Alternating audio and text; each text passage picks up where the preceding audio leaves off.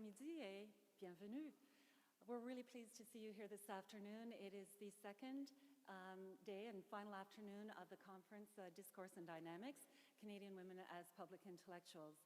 My name's Crystal Verdun. I'm one of the co-organizers, and this afternoon we continue with these public discussions. A couple of words just about the format and also a couple of thank yous. The format is that we will have an afternoon of panels with a moderator asking questions to the guests and the speakers that you will see in the pamphlets or in the information that's out in the foyer or that will be out on the screen. For the first half hour or so, it'll be a Q&A on the stage, and then around the halfway point, we invite questions from the audience. There are 2 mics down in the aisles. Please feel free to come up, keep your questions short, and leave lots of room for other people to ask questions if you could.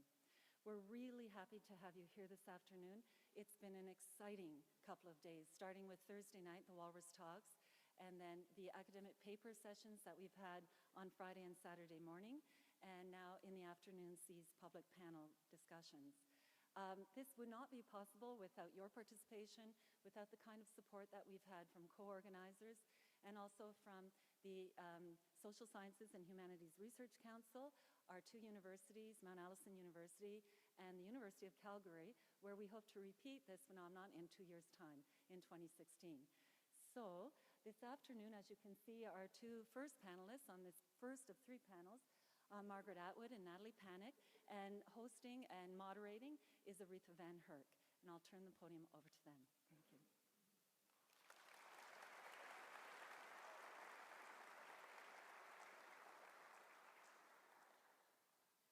Thank you so much, Crystal, and thank you to all of you.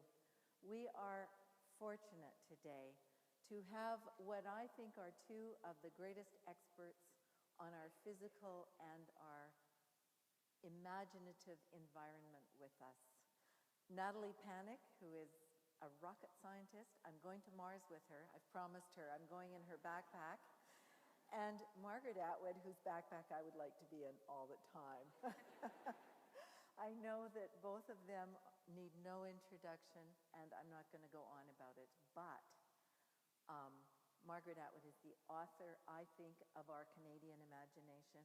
She is someone that we revere, rightly so. Natalie is the author of our future imagination. She's invented a solar car, she's going to Mars, and we have just the greatest gifts present. I'm going to ask them first just to speak briefly to the topic of this conference, women. We're no longer using the phrase public intellectuals, women in public. So if you could begin, Natalie. Sure. I think I can say with certainty that I've never been called a public intellectual before. Wow, you're a rocket scientist, you must be so smart. But whether you want to call me an engineer, a rocket scientist, an intellectual, to me, the title isn't important. It's the work that I do and the causes that I'm a champion for that I think deserve the most attention. And so I think I'm on stage today for 2 reasons. One being my drive to want to travel beyond the boundaries of Earth and the experiences I've had along the way, whether that's driving a solar-powered car, learning how to fly a plane, and now working on space robotics. And then secondly, because I have been quite vocal in my dissatisfaction for some media programming across North America, which stemmed from watching a couple episodes of The Kardashians and then immediately wishing I had those hours of my life back.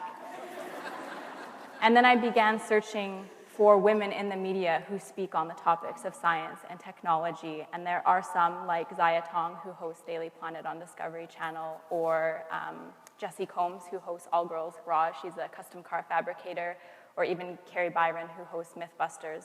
And I think it's so important that we start getting women like these featured more prominently in the media, because they are able so easily to communicate why science and technology is so important. I mean, everything in our lives depends on science. The fact that you can hear me on this microphone is science. The fact that you guys have programs that were printed on paper and written in ink is because of science. And how many of you in here have a cell phone? Everybody. A cell phone is science. So my real question, though, is when your 2 or 3 year contract with your telephone company expires, how many of you take your phone, take it apart, and smash it into pieces to see what the circuit board on the inside looks like or the camera? It is completely fascinating and totally awesome, and I hope that the next generation will start looking at the world around us with a deeper fascination for science. Bravo. There, right. I think that's wonderful, and everything that you said is true. Meanwhile, I'm not a scientist, although I grew up with the scientists.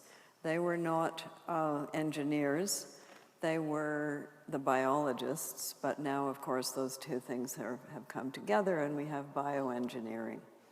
And we have the ability, because we opened the biggest toy box in the entire history of the world, which is the DNA code, we have the ability now to create new forms of life for good or evil. The difference between a life form and a machine is that machines are not yet alive. So they can't replicate and get out of the box and go off and become invasive species, but new life forms that we make can do that. So I am one of the few authors, probably fairly few, who has integrated real science with fiction. I don't mean Star Wars. That's different. I mean, things you might actually do. And what I'm interested in talking to Natalie about, and in the context of being female persons, I'm interested in talking to her, first of all, about how she got that way. You know, what was it in her background that encouraged her? What was what the French would call her formation? What was her formation? And then she can ask me, well, how come you didn't become a scientist anyway after all of that? So now, But I've got a nephew who's an engineer, so that counts. Another one's a physicist. How about that? would you like to answer that, Natalie? How What she- was your how formation? she got that way, yes. I think I just grew up in an environment that fostered building and doing things with my hands and tinkering and smashing things apart and learning how they fail and put them together again. And I also grew up watching Star Trek and Stargate with my mom, so I think that fostered my desire to want to explore and see what's out there. What kinds of things did you take apart? Like remote controllers for TVs, radios. I played with lots of Lego. Did you put those things back together again? Tried. Tried. Did you ever succeed? I did, yeah. Ah, Yeah. that's the crux. But it's okay to fail. I failed so many times in my life. The point is that you tried and that you learned something along the way. Were your parents then mad at you because of what you did to the clock? Maybe for an instant. Because they understand the value of money. Or what you did to the TV set? How did that work out? No, that was good because the remote actually worked afterwards. Oh, this is novel. Mine doesn't even work before. So what about your formation? My formation was a little bit earlier. So we didn't have television then, dear. It was before there was any television. So we didn't have remote control. And because I grew up in the woods, we didn't actually have electricity. So we also didn't have radios or theaters or libraries or schools or other people. But we had, we had labs, labs. I knew about labs. And I had an older brother, and I'm going to ask you about your older brother too, because I think people who grow up with all sisters have a somewhat different world outlook. And similarly, brothers, men who grow up with nothing but brothers have a different outlook from men who grow up with sisters. So I think that's worth discussing, and older or younger, and how those people treated you. So we grew up with a lot of edged tools and outboard motors. And since it was 7 miles to the nearest place where you picked up the mail, I ran that outboard motor myself, and that meant that I had to know how to repair that outboard motor if it hit a log. So when we took the high school aptitude test, which they used to give you once upon a time, back in the days of Betty and Veronica. I know Betty and Veronica. Yeah, but you know the updated versions, do you? You don't know the Betty and Veronica where they baked the brownies and gave them to the boys in shop class. You don't know that one. You don't want to know that one. Yes, you do. It was cute. Anyway, I know a lot about zippers. But when I took that aptitude test, one of the 5 things I was supposed to be good at, according to the aptitude test, was garage mechanic.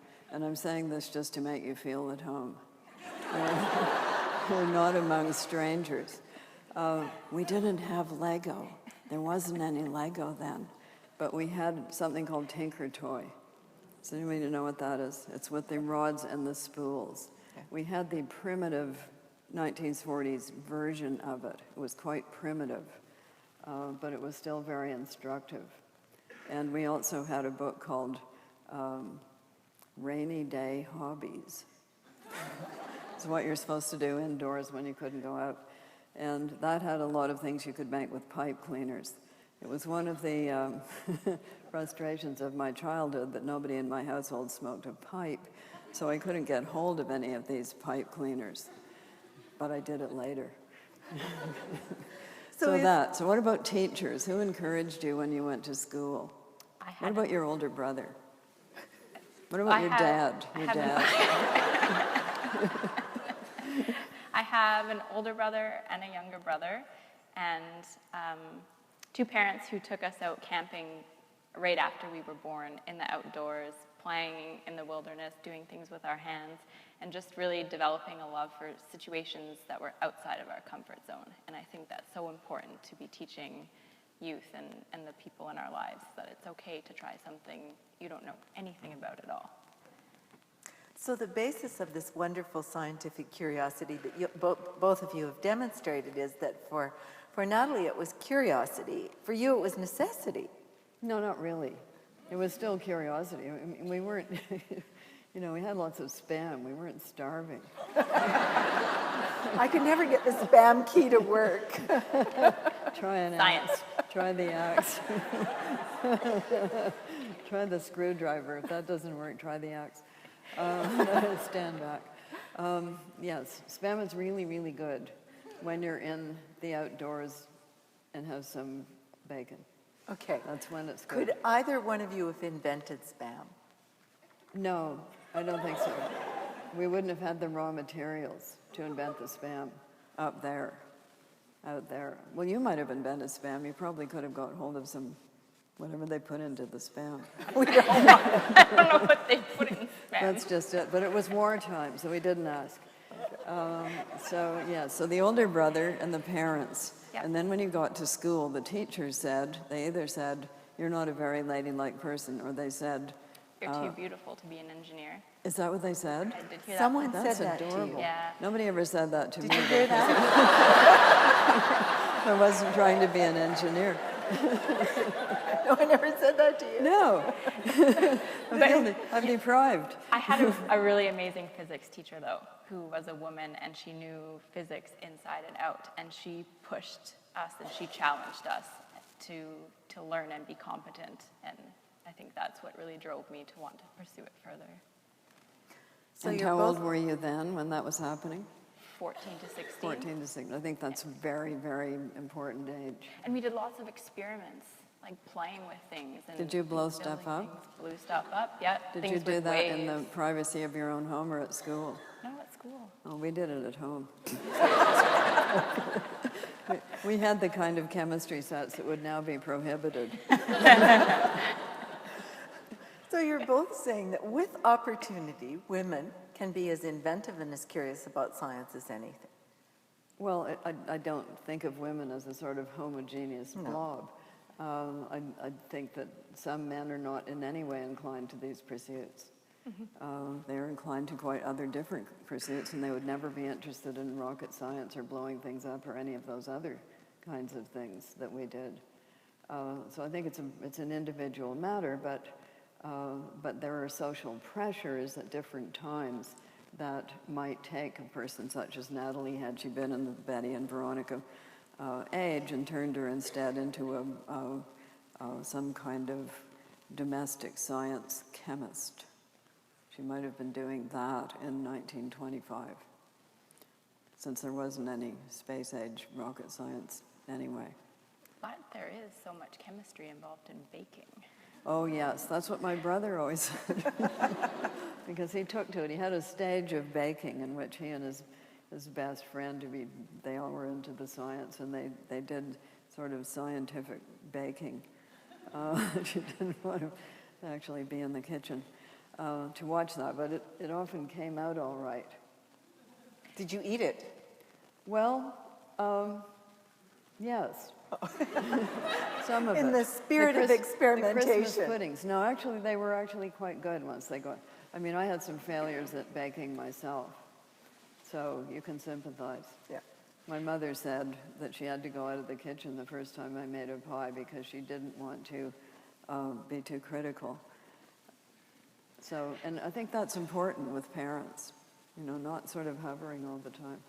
Yeah, I think the point we were trying to make in all of this is that it's a choice, that we need to be giving young men and women the choice to pursue the careers they want, but you can't make the choice if you don't know that those careers exist and are accessible to anybody.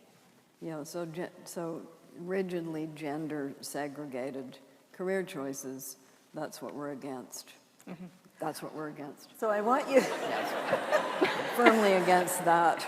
I want you to talk about the way that both of you have translated science to the world, because you have both been incredibly articulate at describing your knowledge of different kinds of sciences to the world.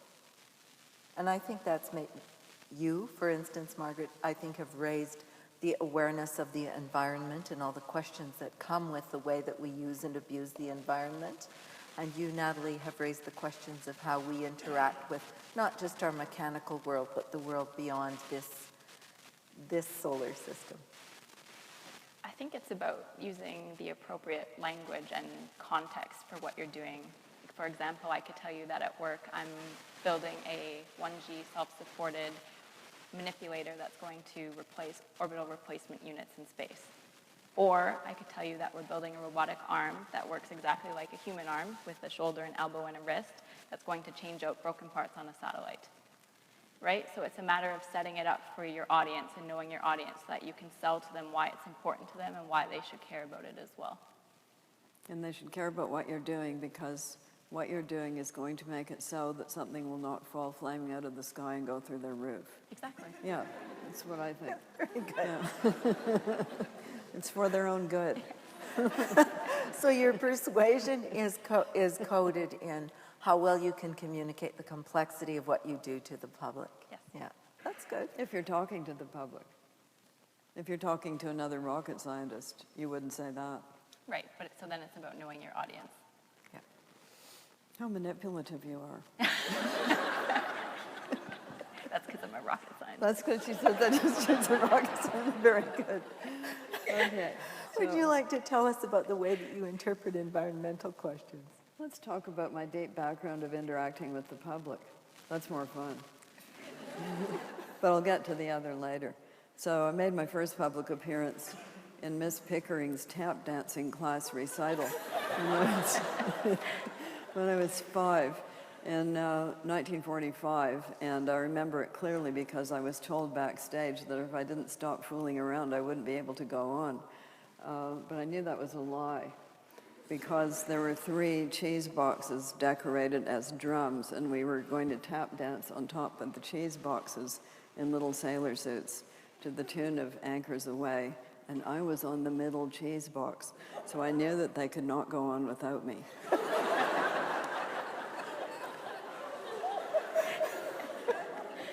So that is and the just basis. to make you feel at home, the other half of the dance recital, I was half of a Dutch windmill. Oh.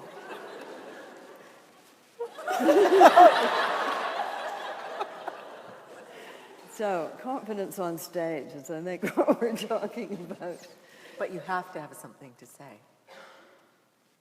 I haven't noticed that with a lot of people. But Anyway, don't you think so that's problematic? I think that goes back to my point about the Kardashians, is that you have these people. the people what who do just, they have yeah, to say? their job is burbling and being funny. So the content is not actually important, it's the style. And the same might be said of Honey Boo Boo. Not very many laughs there. Not very many people are admitting to knowing who that is. They know. And They know. They know. They're just appalled that I know. I think we all know, because popular culture soaks into us in incredible ways. Well, or we pervasive. give it a passing glance. So yes, with the biology, I have to be fairly accurate about it because of the older brother problem that we discussed before. And older brothers, as you know, they can be very helpful, but they're also quite supervisory. And they can be critical if you don't get it right. So my older brother is in the habit of reading my books and offering commentary upon them, including the typos. And with Oryx and Crake, which has got some genetic engineering in it, he said the following. He's a person of few words. He said, and then he said, and then he said, well, I think you did a pretty good job on the sex.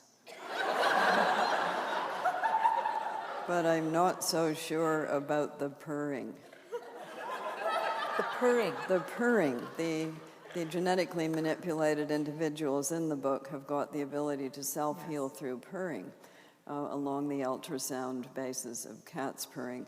And at the time, which was 2003, not everybody was convinced of this, but science has since vindicated this. And if you look on your browser under migraine headaches, cats purring, you will find that you will be told, if you have a migraine headache, to put a purring cat your head, and that this will be a great help. Nobody tells you how to keep it there.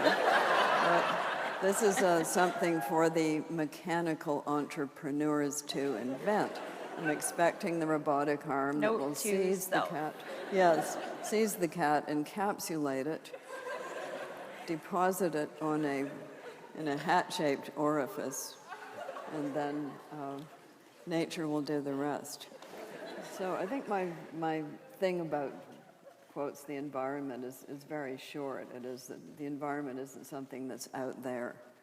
The environment is in your lungs, among other places. So there isn't a glass wall between you and the environment. And my very short encapsulation of it is, if the oceans die, so will you. And you know why. It's because it is the marine algae in the oceans that produce the oxygen we breathe 1.9 billion years ago and that are continuing to produce it today. 60 to 80% of our oxygen comes from that source. So no marine algae, you'll wheeze to death pretty quickly. I think that's a snappy way of putting it, don't you? It's very persuasive. That's what I'm hoping. Yeah. Yeah, I'm hoping it's very persuasive. Which is the key for women speaking in public. Or indeed, everyone. Yes. So you're often speaking about things that, I'm sure that you are both asked to speak about things that are on the edge of your knowledge. You pointed out your brother's rather quiet review of how far do you go? Are you tempted to move into a territory that you don't know? Does it incite you to find out more about that? Or do you feel like you should stay within your realm? Because it means you're taking risks.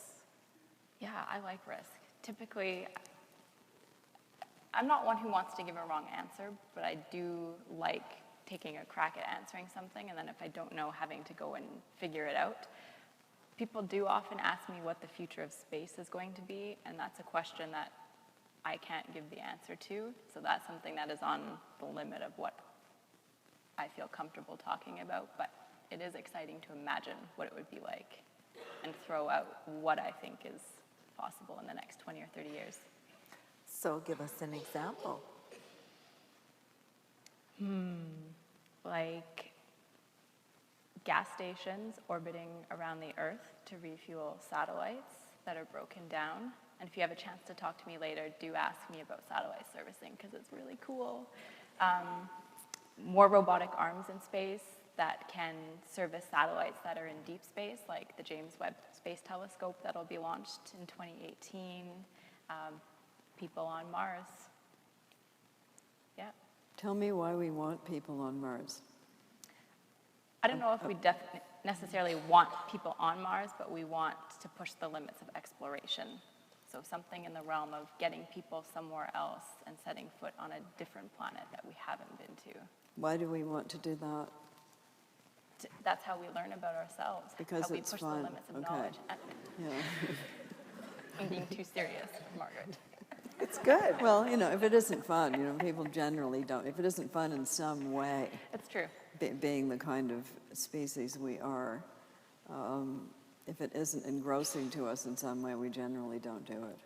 So satisfying curiosity is one of those things, but if it means satisfying curiosity for 5 minutes and then you die, maybe that's not something that the ordinary person would wish to do. But I think there are still people that would wish to do it. You think so? I think all the people who signed up for Mars One are those people. Gosh, The 'Cause they're not coming one-way back. trips, yeah. because they're not coming back. It's a one-way Yeah. trip. Well, right now it's kind of theoretical. Let's see Yes. how many of them back. And that would be the novel, right? The ones who back out versus the ones who went. What about the edge for you? I know you get asked to comment on everything, Margaret. Yeah, from well, there's politics nothing wrong with to- saying, I don't know. And there's also nothing wrong with saying, I know absolutely nothing about that, so no thanks, I can't do that. And there's nothing wrong with saying, I'm sorry, but I am not going to run for the mayor of Toronto. Because I They would need be, you so oh, desperately. No, they do not. I would be very, very bad at it, and it's good to know what you would be very, very bad at, and I would be bad at that. So it is also true that this was proposed once before, and I said to Graham Gibson, this is some years ago in the 90s, I said, I've been asked to run for the mayor of Toronto, and he said, and then he said, while gazing at the ceiling, he said, that would be a Norman Mailer-ish kind of thing to do. That was the end of that. That was the end of that idea. But it's true that when you occupy a certain position, people expect that you will transpose into the mayor of Toronto, into the who knows what. Well, there is nothing wrong with saying, I am not a public servant. Nobody has elected me. I have not run for office. I do not owe you this thing that you were asking of me, as I might if you had indeed elected me. People do quasi-elect writers. Those would be the readers. So that's your votership, if you like, but you're not a politician and you're not on the public payroll or any of those things, so you can say no. But there is an intense sense, I think, for women like you who have achieved so much, that people will ask you to They do, step into constantly. roles that are... Yes. I've made some e-cards that I send out to people, and one of the e-cards, and they're illustrated, of course, one of them is quite gracious, no thank you, I can't do it, but then if they're persistent, I send a modified Mexican Day of the Dead card with my head on it, and it says, I'm sorry I can't do that because I'm dead.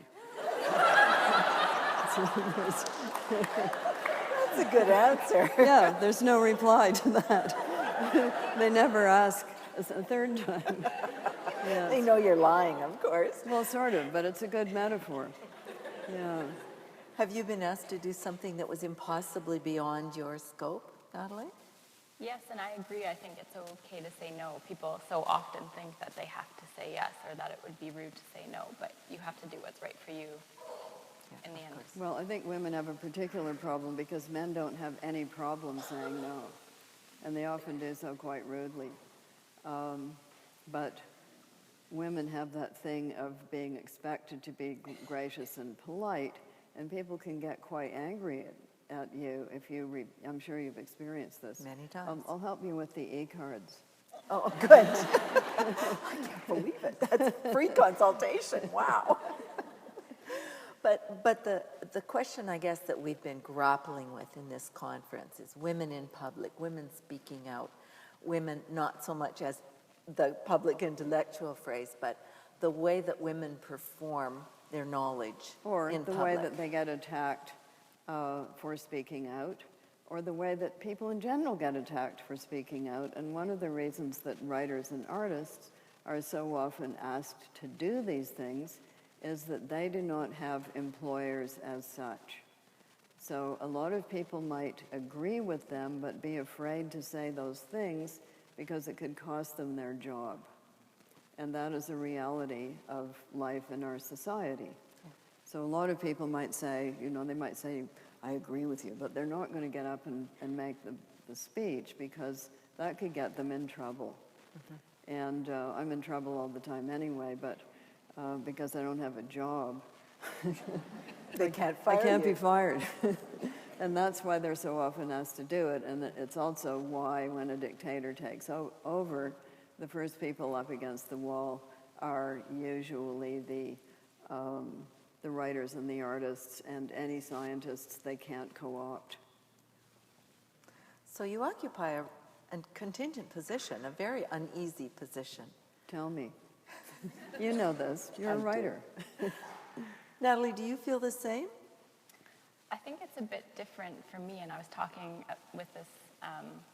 about this with a few of the ladies at lunch. A lot of times in the engineering world or in science, because you work for an employer and they see that as the top priority, you aren't always given the opportunities to speak and voice your opinion and do public outreach and communicate to the public what you are doing. So I think it's more a battle of trying to find those opportunities and being able to speak without any repercussions from your employer. Well, you also have the issue that if you're inventing new IP, you do not want to go spreading that about. But there's a way that you can speak generically about what you're working on in a way that you excite the public and get their interest in it and make them feel like they have to be invested in it as well. What form might their investment in it take? So for example, if we go back to talking about satellite servicing, we do a better job now of taking care of the environment on Earth, but we don't realize how many satellites are orbiting around the Earth, powering all of the technology that we use, and what happens to those satellites when they break down.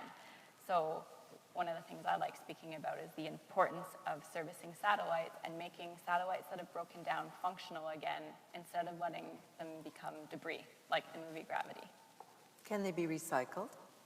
So servicing is a way of recycling them. So just like a car runs out of fuel or it needs an oil change, satellites are mechanical hardware that need to be serviced over time. But currently the satellite paradigm doesn't factor that into its design at all. And they can't be recycled in the usual way because when they fall through the atmosphere, well, they'd burn up, but that only happens after a certain number of years. So the point is either trying to get them working again so we're not launching new satellites every year, because the fact is we all have an insatiable demand for bandwidth and for data, and that's only going to continue to grow. The cloud. We can't keep launching satellites into orbit to keep up with that demand. So we have to start taking action and responsibility for that. I've kind of diverted this conversation. No, it's excellent, because my next question was going to be, how do we make the public care about these important questions? Now, Margaret, you gave that wonderful answer that if we don't take care of the oceans, we will wheeze to death. But it is a very serious engagement. How do we make the public care about these important If you do not questions. care about satellite servicing arms, your phone will go off and it will never come on again. So you think it's practicality Yeah. is the No more way to TV. do? No more TV. Radio, No more GPS. iPads. No more phones. How about that? That's pretty good. Pretty good answer. All right, You may Rich, have into phones. So I'd like you both to talk a little more about your interest in and investment in science, because when we were organizing this conference, we really wanted more women engaged with science, more women engaged with business, but I don't think there are fewer. I think they fly under the radar more. We know about them less than we do the arts, the humanities. And I know you are one of our premier artists, so that's not, but how do we juggle those other areas where it seems like we don't have the voices of women enough? All right, well, let's talk about who employs scientists. Because unlike writers, unless they write a book, they're not elected by the public, or unless they're doing some kind of TV or radio show, which is really not science, it's publicizing science. So usually there are two kinds of employers, there are three kinds of employers for scientists. There are universities, there are private corporations, and there are governments. So blue sky science, just investigation for the sake of investigation to see what you might find out, not linked to any definite material specific project, that has become harder and harder to do because people such as corporations and governments don't want to fund it. In the 19th century, the pioneers of a lot of sciences that we know today had private incomes. So the ones that I know about are the biologists, but somebody like Charles Darwin, he didn't have a funder. He had a private income. And so did the great French entomologist Henri Fabre. So a lot of these people were self-starters, self-funders, but that's not the situation anymore. So what corporations want is something that's going to make money. That's what they want. And if you read a book called Bad Pharma, you will find out that some corporations of that kind suppress their own research because it comes up with answers that are detrimental to their share price.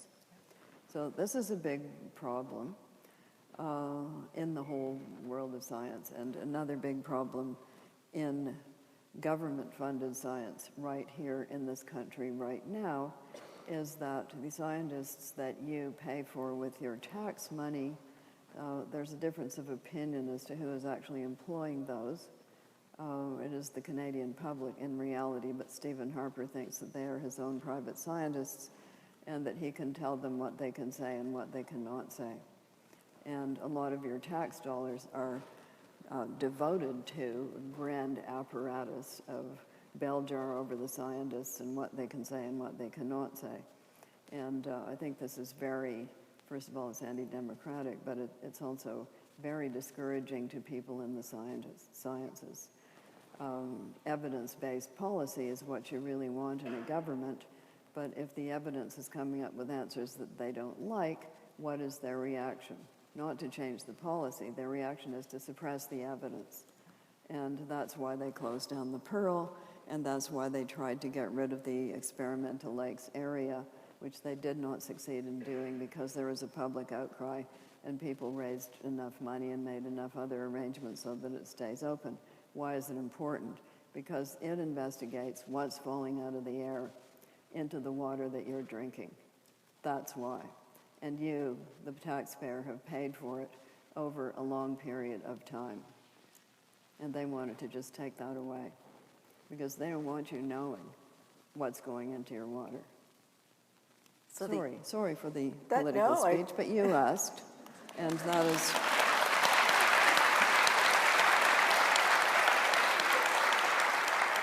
And every scientist on the face of the planet will tell you that privately, that they're very well aware of these problems, and Therefore, a lot of them would prefer to work for a private corporation because at least they know what the score is.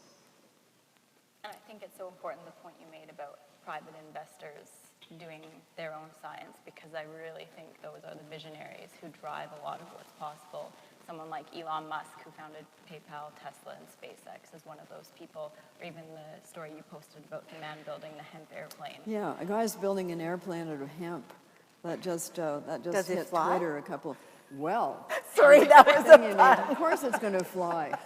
It's an airplane, but it's going to be fueled with. It's out of hemp. Come on. Yeah, but the Okay, hemp panels that he built are stronger than carbon fiber. Yeah. So there, Yeah. and yeah. The scientists Good have one. the answers.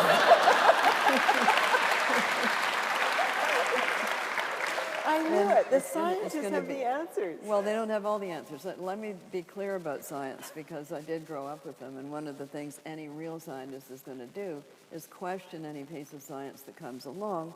They're going to say, how do you know that? What was the experiment? Is it repeatable? Because there's a lot of bogus science out there. So one of my father's favorite books was a book called Fads and Fallacies in the Name of Science, and there have been a lot of them. You've seen them in your lifetime. That hoo-ha about vaccination causing autism was a fraud from the beginning. You can read about that in a book called Bad Science. And it's caused child deaths now because measles got out again. So, yes, there's a lot of bad science, and real scientists question science all the time, and it's not real science unless you can explain how you did it, and somebody else can do the same thing and get the same result. So that's real science.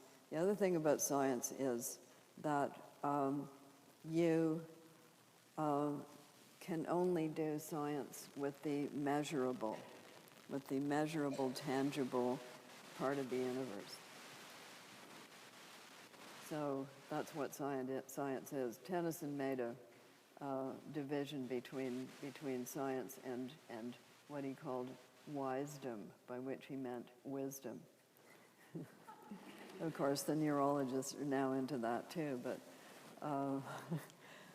once you can measure it and repeat it, it's science. Apart from that, it isn't. Speculation, and some of it is just bad science because people make it up and then they put it out there. They get some publicity. They take in the credulous, or they use bogus claims on products quite a bit. That's bullshit science. Well, some of that is just non-science. So the more it sounds like the endorsements on the back of the old Smith Brothers cough syrup, the more it is probably not real science. I love reading it. You know, it's often very It's good rhetorically fiction. convincing. And, the French are the best with the stuff written about ladies' cosmetics, wine, and artisanally gathered salt crystals. I love to read about them. I love to read about the sun rising over the ocean as the old salt gatherer goes out onto the beach and selects each crystal of salt by hand, just for you. Well, I've seen them doing that. They do it with a front-end loader. Natalie, do you want to repeat those private companies that you mentioned? I'm not sure that the audience got them. Oh, Elon Musk, he first founded PayPal, and he always makes a joke that how do you become a millionaire from a billionaire? And he says, start a space company. So he started SpaceX and then also Tesla, which is the electric vehicle company. And I don't remember if the gentleman's company who's building the plane. Well, you can, if you put hemp airplane into your browser, you'll get it, because Yeah. there is only one. But it is the materials from which it's made. It's not a revolutionary design, it's just an airplane. But hemp was used for a lot of things I know, it's before very the strong. chemical and forestry companies in the United States shut down hemp growing because they didn't like the competition. The Declaration of Independence is written on hemp paper, just for instance. So we're not talking about the kind you smoke, we're talking about the industrial kind, which has a very low proportion of those things in it. But they shut all of that down. You can make clothing out of it. I've got a great hemp dress that I've had for years. You can make paper, you can make food, you can make oil, and now you can make airplanes because the fibers are very tough. And you can probably print them with a 3-dimensional printer. What they're doing with three-dimensional printers is fascinating. They're now starting to print human tissue organs with 3D printers. So your next replacement kidney may be 3D printed. Won't that be good? If I need a kidney, I will be very happy that it appears. Yes, you should be happy that it appears not from one of your friends and relatives, a specially engineered pig or an executed prisoner. Yeah. You should be happy that it appears from a 3D tissue printer. And this is the way in which science can improve our lives. Isn't that good? That's 2 high fives I've got now. I'm going to ask another question We, about... no, we could talk the ways in which science turns your life to crap. We could talk about that too. Well, I was going to raise That's the that other question side. of an issue that you encounter or that you grapple with and that you passionately then write about or do some research on. For example, Margaret, your short story about the justice system, which is clearly a critique of what has happened to the justice system in Canada. Oh, all over, not confined to Canada.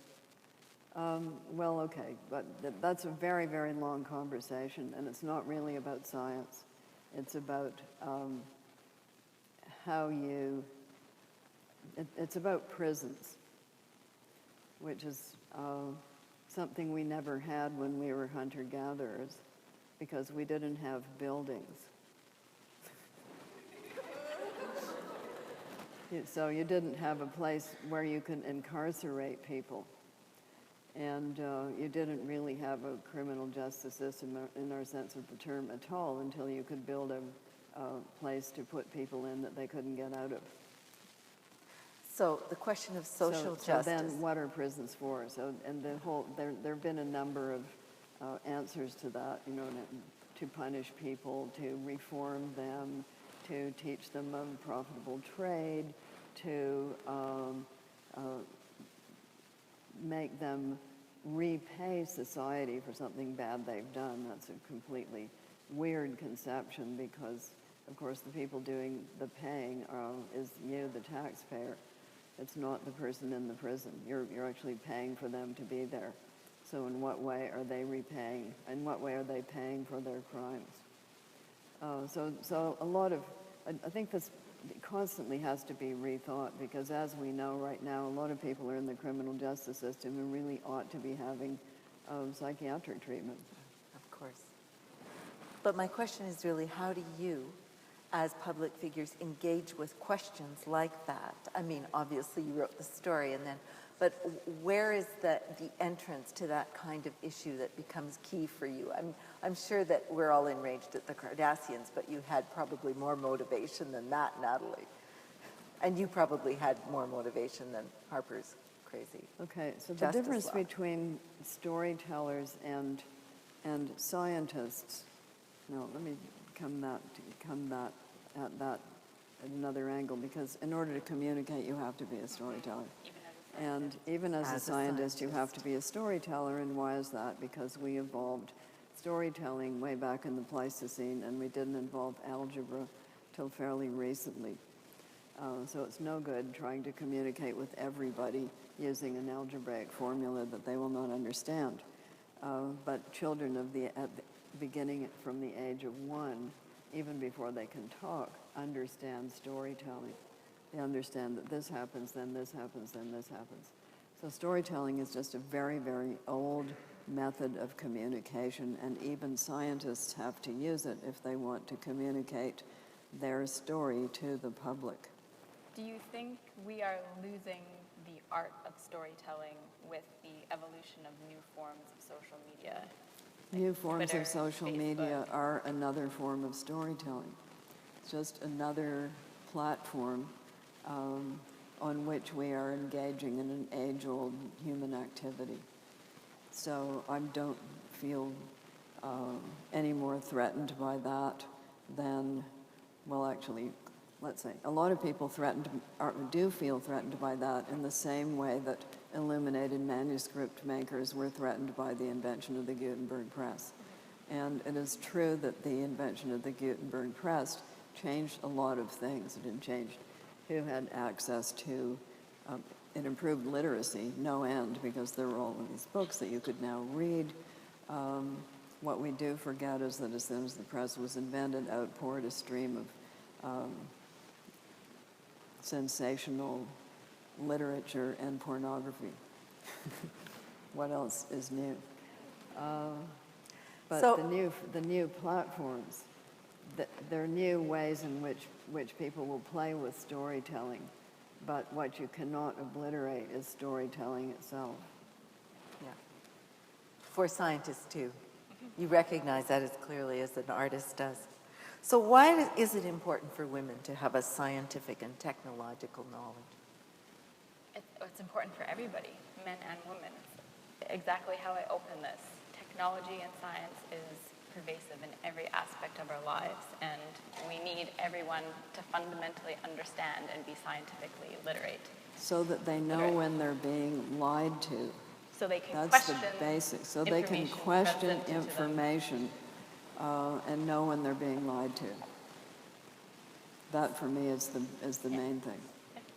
So your public role is to ensure that people understand what truth is. Well, or That's pretty understand essential. when they're being lied to. I mean, there are all kinds of truths. Yes. The truth about a space arm is going to be different from the truth about whether we should talk about assisted suicide. You know, those are two different kinds of conversations. But they might cross over in terms of how they're affected. I like to imagine how that might be. No? Shall we concoct assisted suicide? You get shot up in a satellite in the space It arm. might be the tears off perfect your way to head. go.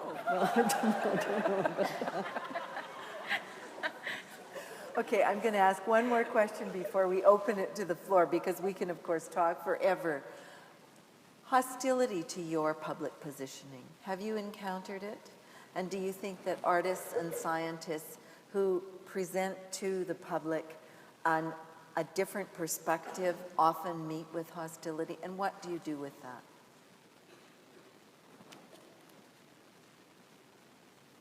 I think a good example of the few times that I've seen hostility, and what I'm speaking of is when I did my TEDx Youth Talk in 2012, and I read the comments that people posted afterwards, and there were some very positive comments, and then there were comments that made me think these people didn't even watch my talk at all, saw the title, and then just saw it as a moment for them to start writing whatever hatred they felt. And I think it's important to realize that what I do is not to change the minds of the people whose minds I can't change, but to speak to inspire those who need to be inspired and who will go on to changing the world in a positive way. Very good. Bravo. Right.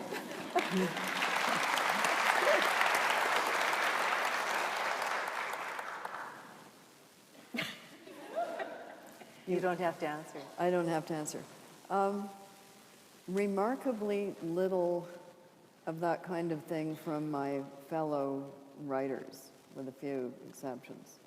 Some journalists, yes. I think there's a certain tendency among newspapers to hire women journalists for the express purpose of beating up other women. That may not be, no, I take that back. I was going to say that may not be as prevalent as it used to be. It used to be just men journalists who beat up women, but then we had the women's movement second wave, and that was considered maybe not the best thing for them to do, so they got women to do it instead. And it is true of any imperial culture that they always enlist an army from amongst the conquered people to keep them down. So it's the same model. I think you just have to be ready for it, and particularly for women, but I think for men too, that if you have a success as a novelist or artist, you can expect a certain number of vicious personal attacks within the year. And if people understand that going in, then they don't feel unique. They don't feel alone in the universe. It's something that happens in relation to success and fame. And it happens in a somewhat different way with women. Well, violence is Well, they get, you mean frightening. threats of violence, Yes. that kind of thing.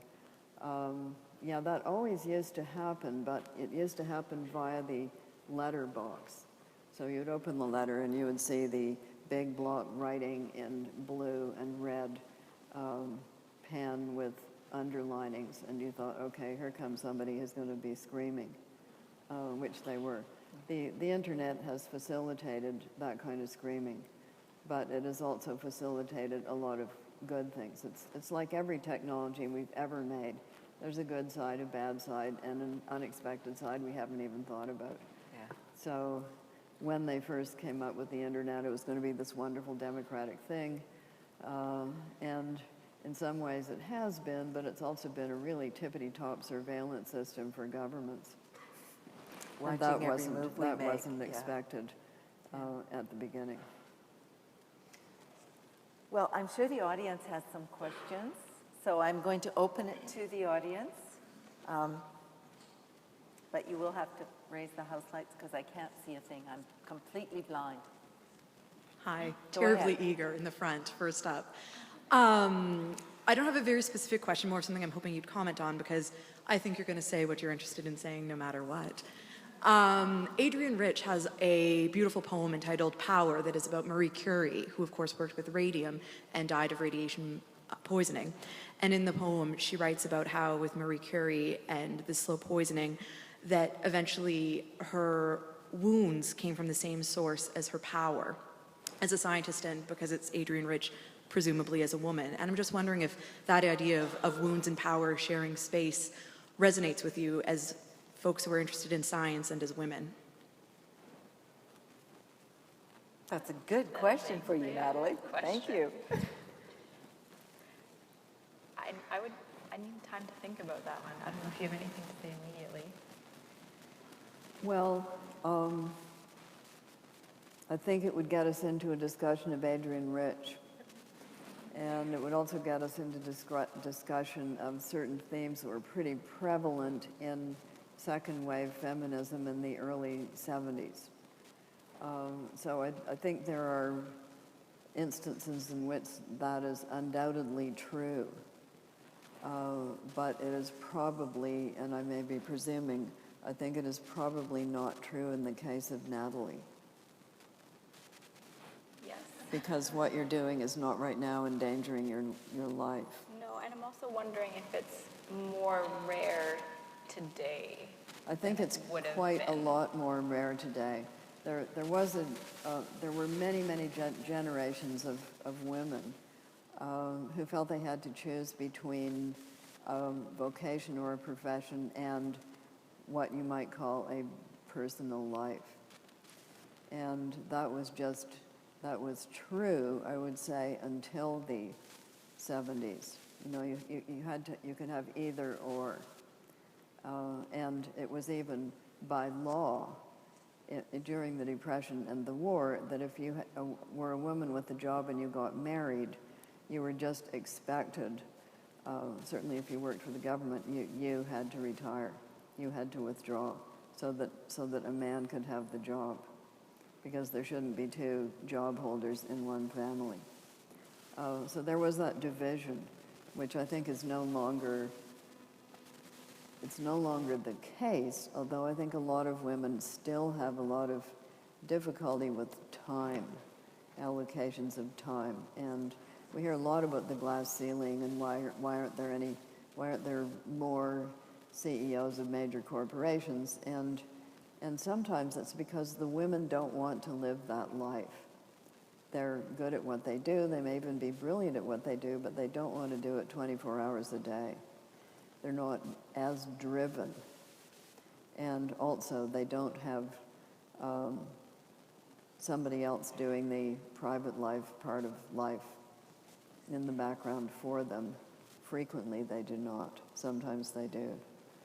Which also makes me think of this whole egg freezing business in the tech industry, which is so bizarre because on one hand, and I've seen a lot of reaction on Twitter to this, the young generation seems to think it's a really good idea, but then there's also this idea that if you want to progress in your career, you have to do this.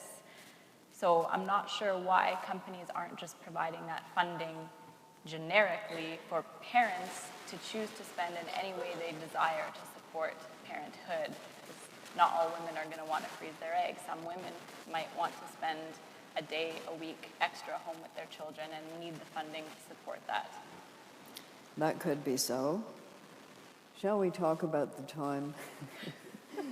I don't know how many questions. People are obviously fascinated. I mean, reproductive Yeah. technology is a very Yeah, but also complicated area, right? Beliefs around reproduction. Very, very heated beliefs. Very, very entrenched battlegrounds there. And women's behavior around being pregnant and having young children is still considered, it's still considered that you lose part of your brain. In fact, oh, you didn't know that? Never Oh, well. occurred to me. Why would you lose part of your brain? Just because? Hormonal reasons, dear. It's the hormones. You've heard of the hormones. If you're never told that, then you don't believe it. You may not believe it, but you may find yourself experiencing it nonetheless. You may say, you also may think, why is all my hair falling out? But it grows back. You should be telling Natalie, not me. Okay, so but Jack to go back- McClellan did tell me, and this is true, he did tell me the reason he misplaced the manuscript of my first published novel for several years was that a woman in the company who was editing it had gotten pregnant, and you know what that does to their brain. And she had put it in a drawer and not told anybody and left the company. That happens to have been a flagrant lie. He lost I it. have eyes everywhere. Yeah, it was on his floor, covered by other manuscripts all along.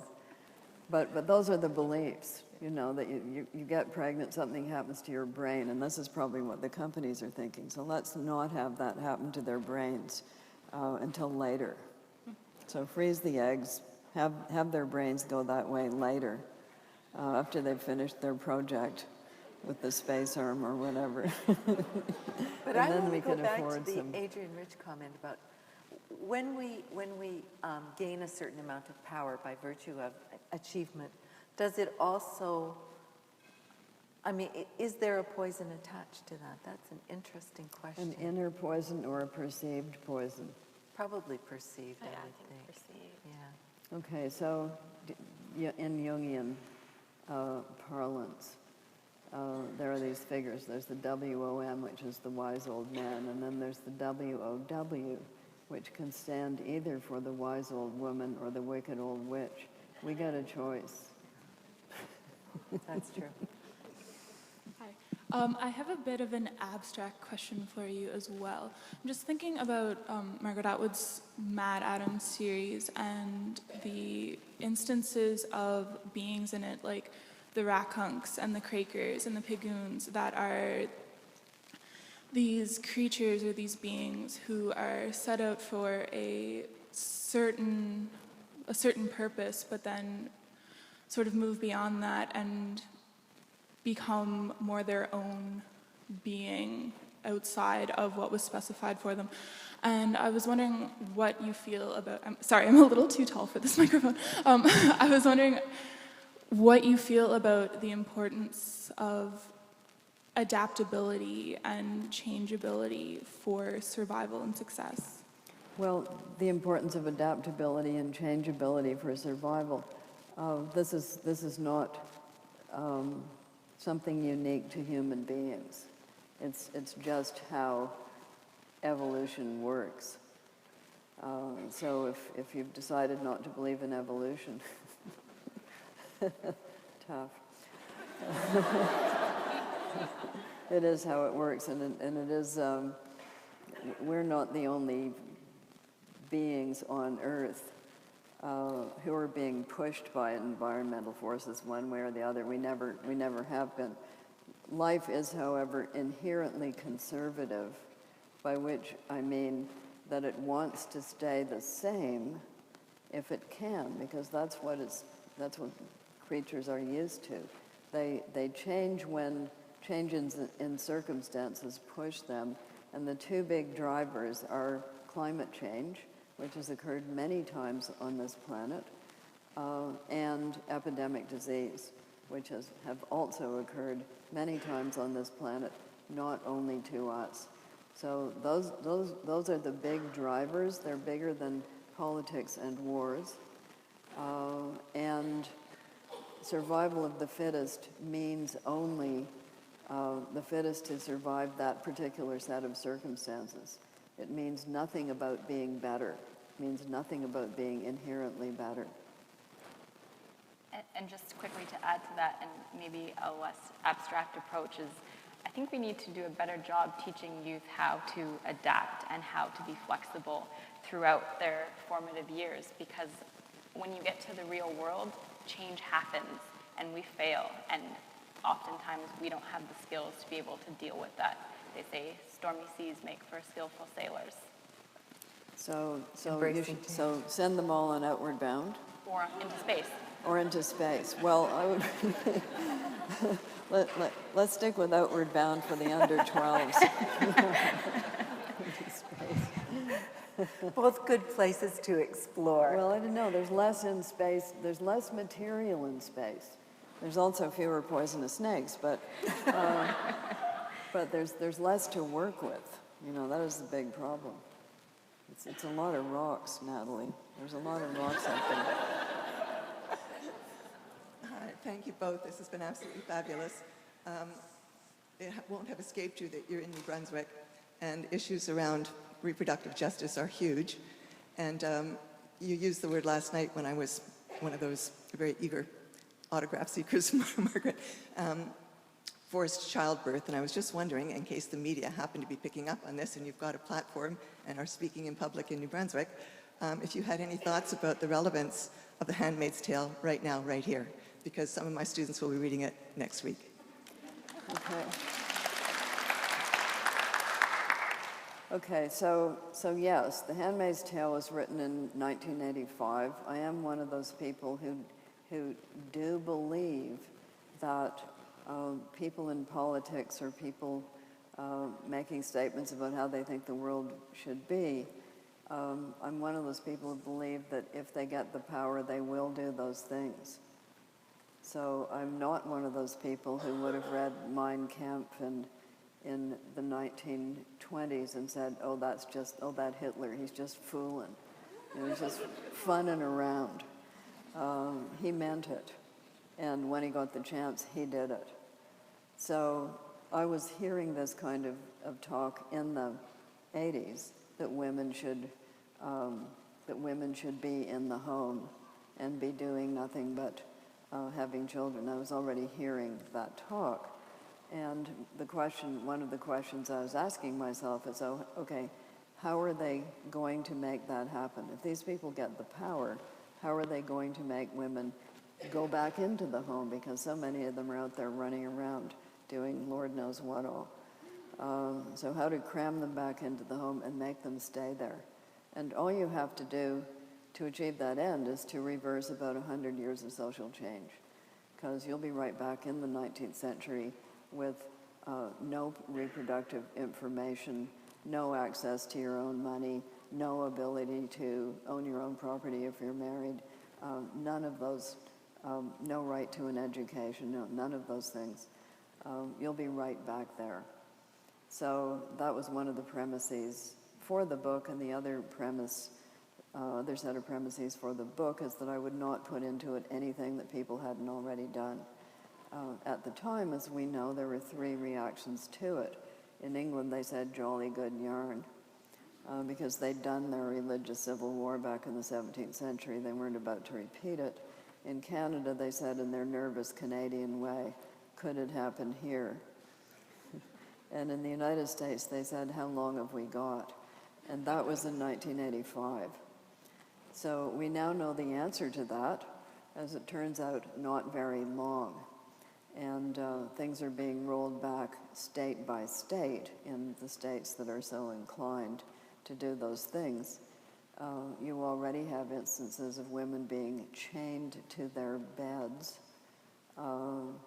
because somebody has suspected them of not having positive inclinations towards their unborn children. So you already have that situation there. It became an electoral meme in the United States in the latest election because of the four wise Republicans who opened their mouths and said what was actually on their minds. As it turns out, a mistake, because among the things that were on their minds were that a woman couldn't really be raped, and she couldn't really get pregnant if she was raped because a woman's body had a way of shutting that down, unknown to science, but nonetheless interesting belief. And people were twittering all over the place and social media all over the place. The Handmaid's Tale is not a blueprint. This person wants to enact the Handmaid's Tale. So it's become a kind of point of reference. And it continues to be so more today because there's a lot more pressure on what I would call reproductive fairness. I'm a little nervous about rights. Rights get you into justice. Justice gets you into injustice. Justice gets you into courts of law. But we all know what fairness is. That's an emotional feeling about what is fair. But both of these last questions have been about the commodification of the body. Who owns your body? Who has the right over your body? And how does that then... would imply selling it. Whereas I think we're just talking about controlling it, or controlling you, controlling your life choices, controlling your ability to make choices. And all of the things that we fight about, every single thing, and you can just list them off. The ones that we really fight about are all choice of evil questions. Because why? Because if it's a choice between a clear good and a clear evil, nobody's fighting. If it's a choice between two goods, would you prefer a vanilla ice cream cone or a strawberry ice cream cone? And let's not have the argument about whether ice cream is good, but just, but which is your choice? Vanilla or strawberry? Vanilla. Okay, are we going to argue about that? No. No. Natalie, but if it's a choice between two things that everybody knows aren't very good, yeah. Okay, then you fight because nobody wants to have chosen a bad thing. So you choose one of those things and then you defend your choice as good. And all of those things that we fight about are those kinds of choices. Natalie, do you want to add anything about reproductive rights? I don't. I'm gonna stay silent on that one. We have two. We have more another questions. question. She's going to say, Two more she's going to questions. do the I don't know prerogative. Yeah. Okay, so Margaret, you started your talk sort of with cracking the genetic code and how that sort of gave us like a playground that we can experiment with. And you addressed that in the Mad Adam series. And some of that is getting very like sci-fi and a little bit scary. So I'm wondering if either of you think there should be a limit to the experimentation we're doing with genetics and technology, and like how far is too far? Like, do you think there should be a limit to that sort of stuff? Oh, sure there should, but can there be? And where That's should the it be? problem. Because once you've opened the box and let out the genie, excuse me, I'll revise that metaphor. Once you've opened the bottle and let out the genie, it's very, very hard to put that genie back in. And this was Einstein's point about nuclear technology. But you always want once to you let the genie know out. somebody, yeah, because we want to know. You always want to know what's in the bottle. We are an inherently curious. We are inherently curious beings. There's no question. And each set of discoveries sparks off other inventions and discoveries, often ones you haven't at all anticipated when you made the first one. So people will endlessly meet, and they will endlessly have discussions about that, and they will endlessly try to set limits. And they will set limits in some countries, and then the peoples who want to try the other things will move their research to a different place. And the only solution to that is some kind of tyrannical world government, which gives me the heebie-jeebies. So it is one of those choice of evil questions. Sure, there should be. Can there be?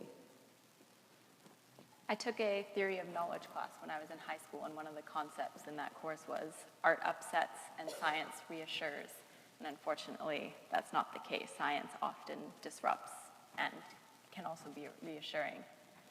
Yeah, it's often disruptive. It often changes the it changes paradigms of what we think we know, who we think we are, how we think we should behave, all of these things. And that's why it's so important to keep questioning the science that we have, because unlike religious dogma, it is infinitely subject to change. Which is, again, why it's so important that we promote scientific literacy across the population so that you can question the validity of information that's presented to you. One last question. Thank you both so much for your comments today. I noticed that the title of this talk was Science and Art. We've heard a lot about science, but I'm wondering about what you think is the role of art in the larger context of society. Art, more specifically the liberal arts and science, are often placed in opposition to one another, and in a whole bunch of different ways. And you've spoken a bit about science's importance in promoting the ability to think critically and question truths that are given to us. And so what are the humanities' roles in that? All right, Science is an art, yeah, isn't it? So science is partly an art, for sure, because who are we as human beings? What are we as human beings? Art is the kit that we come with. You know, it's been around for a very long time, and by that I mean language, the acquisition of language. Kids will pick that up just by being around other people. Languages, narrative abilities, very, very early, image making, music making, and rhythmic motion, and dramatic enactment. Those are all things that kids do pretty naturally before the age of 4 or 5. So nobody has to teach them to do it. They pick it up very, you can help them, you know, if they show a particular interest in one of them. But we have a flute that is 40,000 years old, and you can play Mozart on it. It's made out of a bird bone. So we've been doing this stuff for a very long time. You can take the people out of art and make them be dentists, but you can't take the you can't take the art out of people. And people know that pretty instinctively. And what is art? It's how we communicate. It's who we are, and it has a high emotional content. But guess what? So does science. And just to give a real-world perspective to your question, when I was on the team that helped build the solar-powered car, the University of Calgary was so adamant that it be a cross-disciplinary project. So you had engineers, scientists, the humanities, and the arts department all working on that technology and merging different perspectives together to promote innovation. So I think in the real world, it's critically important to get perspectives from all kinds of different backgrounds. And just to round off to your question, if you get the latest issue of Harper's Magazine, there's a fascinating article on a man who is using enactments of Sophocles' plays to treat post-traumatic stress syndrome in war veterans. Why is that? That's pretty fascinating. Sophocles was in the Greek army. He had a first-hand experience of that. And these are pretty raw, visceral plays. One of them is about Ajax, who committed suicide and was the best soldier, the strongest soldier. And one of them was about Philoctetes, who was abandoned on an island because he had an incurable wound. Okay, so using drama to treat conditions that a simply rational approach cannot touch. I think that's what we're talking about here, because we are not simply rational beings. We have this whole other set of components that only the arts can engage.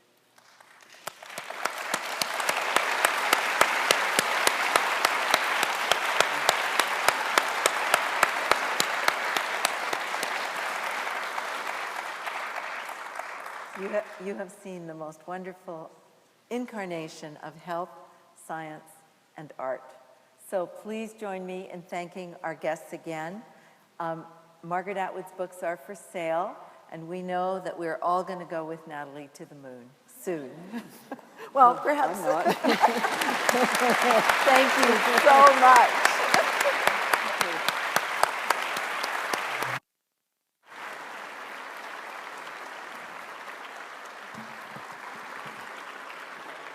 Thank you. Please stay with us for the afternoon. Help yourself to an apple, a glass of water, and come back in 10 minutes. We have another panel of 3 speakers, and stay with us for the afternoon.